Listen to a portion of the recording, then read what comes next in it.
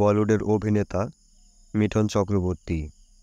তার ১০টা নয় ২০টা নয় ১৮০টা ছবি ফ্লপ করেছে বক্স অফিসে। এখন পর্যন্ত হিন্দি ছবির ইতিহাসে তারই সবচেয়ে বেশি সংখ্যক ছবি ফ্লপ করেছে।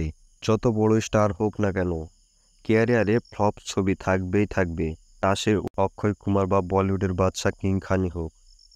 কিন্তু বলিউডের মিঠুন চক্রবর্তী, যা ১০টা নয় ২০টা নয় ১৮০টা ছবি ফ্লপ করেছে বক্স অফিসে, এখনও পর্যন্ত হিন্দি ছবির ইতিহাসে তারই সবচেয়ে বেশি সংখ্যক ছবি ফ্লপ করেছে।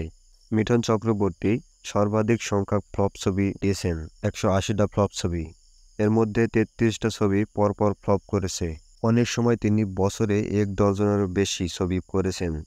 গোটা ক্যারিয়ারে তিনি ২৭০টা মুভি করেছেন, তার মধ্যে ১৮০টা ডাসা ফ্লপ করেছে।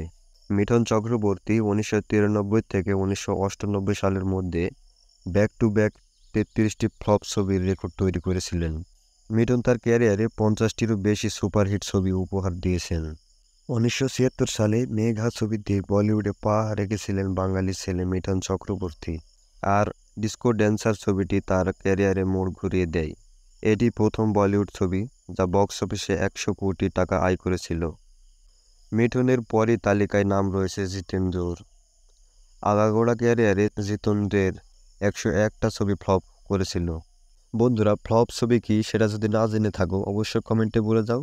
নেক্সট ভিডিও ফ্লপ ছবি নিয়ে বানাবো, ফ্লপ সম্পর্কে জানাবো নেক্সট ভিডিওতে, অবশ্যই কমেন্টে বলে যাও।